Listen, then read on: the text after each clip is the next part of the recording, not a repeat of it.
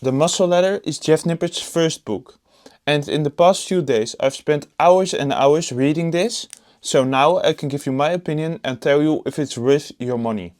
But first I will tell you about how this book is structured, and after that I will talk about some things I took away from this book that any beginner watching right now should remember. So, what is the Muscle Ladder and how does it work? I will let Jeff explain it himself. There's 15 chapters, and each chapter represents a different rung on the ladder. The first rungs are the most basic and most important things, and then as you climb, you'll learn the things that are less fundamental, but still super important for keeping gains moving into the intermediate and advanced stages. So in short, this book works up from the most basic and fundamental parts of training up to the more advanced training techniques that you may need if you've been lifting for years. This structure makes that it has value for anyone from a beginner to an advanced lifter who's been lifting for ages, and it makes it really easy to understand. Now let's go over every chapter and I will explain what you can expect. The first two chapters are about the side bars of the ladder. The two side rails of the ladder are mindset and sustainability. If you don't have the right mindset and if your workouts aren't sustainable, you can never keep it up for years. In the part about sustainability, Jeff gets into how to make your workouts as fun as possible and how to stick with them. He gets into how to work out safely and how to work out if you're busy. In the chapter of mindset, he gets into how to set goals that you can actually achieve. He gets into how to set clear goals and what to expect.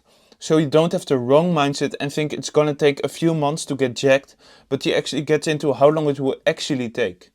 The first rung of the ladder is technique. This is the most essential because if you don't know how to lift weights, you cannot have a proper workout. So in this chapter he gets into how to do each exercise, and there are even about 80 pages of pure workout tutorials with images and form checklists. In chapter number 2 he gets into which exercise you should do depending on your goals.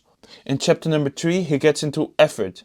So if you want to gain muscle, you need to train hard enough for your body to notice that it needs to adapt. So in this chapter he gets into how much effort you should give to balance between not injuring yourself but training hard enough. The next rung is something called progressive overload. As you're getting stronger, you will need to keep making your workouts harder. He gets into 9 techniques you can use to make your workouts more challenging and how to apply them. In chapter 8 or rung 4 of the ladder, he gets into volume. How much should you train in order to gain muscle but not be tired every single day? And what I found really surprising is that you don't need to do too much work in order to gain muscle. You can literally gain muscle doing only 1 or 2 sets of an exercise per week. In chapter 9, Jeff gets into training splits and training frequency. In simpler words, how many times should you train a week and which muscles should you train on which day? And this all depends on your individual lifestyle, so he explains how you can find the perfect training split for your lifestyle. The next chapter is really interesting. It's about load and rep ranges. So basically, are you going to lift a lightweight 60 times or are you going to lift a heavyweight 5 times? What's the best option and what's the best for muscle growth? Or maybe should you do a combination of both? In chapter 8 he gets into rest periods. So how long should you rest in between sets? And let me spoil this for you. If you do an isolation exercise that only takes one muscle, you can rest for 1 up to 2 minutes.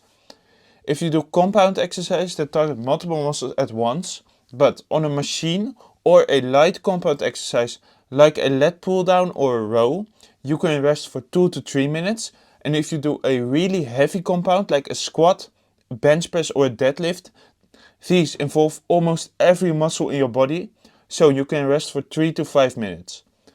The general guideline is the more muscles you target with an exercise, the longer you want to rest. Chapter 9 is about advanced techniques. So if you've been lifting for years, your progress might stall and you might stop making progress and going heavier. And in this chapter he shares some techniques you can use to still make progress if you hit a plateau. And the final rung of the ladder is periodization. Think about a bodybuilder. If he has a show in December, he will start eating gigantic amounts of food at the start of the year.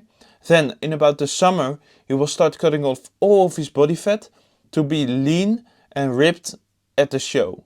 So this chapter is about how you're going to organize your training over the year for your goals. And this is really advanced, so beginners shouldn't even worry about this. But what beginners should worry about is chapter 14. This is a chapter completely dedicated to nutrition and supplements. So, what are you going to eat and which supplements are you going to take? This chapter is relatively short, but I think it has everything you need to know. And finally, at the back of this book, there's 20 workout programs for all experience levels and all kinds of different goals. Now, I've read this book and here are a few things you should take away as a beginner, even if you're not planning to buy it. Number 1, start off by getting your technique straight. Your technique is key. If you can do an exercise properly, only then you can start adding weight. So I want you to spend the first few weeks of your workout journey just mastering the form on each exercise. Number 2, most people don't nearly train hard enough. Let me read you this. In 2017, a research team in Brazil conducted an experiment to assess the training effort of typical gym goers. They recruited 160 healthy men with at least 6 months of weight training experience and gave them a simple task. Select a weight they would normally use on the bench press for a set of 10. But instead of stopping at 10 reps, they needed to do as many as possible. Participants did about 16 reps on average, which means that they usually stopped 6 reps before failure. This is the reason that many beginners stop making progress after a year. They just don't train hard enough. Lesson number 3. It doesn't matter how many times per week you work out. Literally, if you only do 5 to 9 sets per week, you can get about 80% of the muscle growth of people who do 20 sets per week. And if you only do 1 to 5 sets a week, you can get over 60% of the muscle growth of people doing 20 sets a week. So if you only can go to the gym once a week, there's no excuse to not go, because you can still gain a ton of muscle going once a week.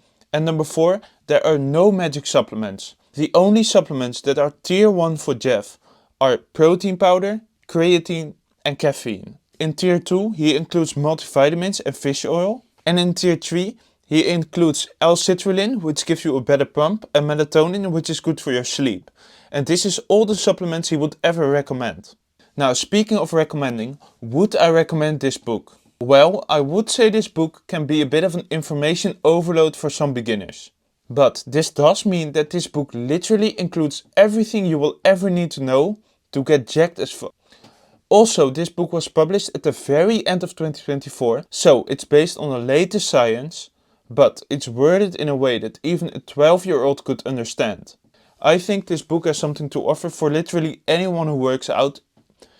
It doesn't matter if you're a competitive bodybuilder or just starting out in the gym and you can only train once a week, you can get value from this book. Also, the fact that it contains guides for every single exercise in the gym and 20 complete workout programs for every experience level makes it that I would 100% recommend buying this book.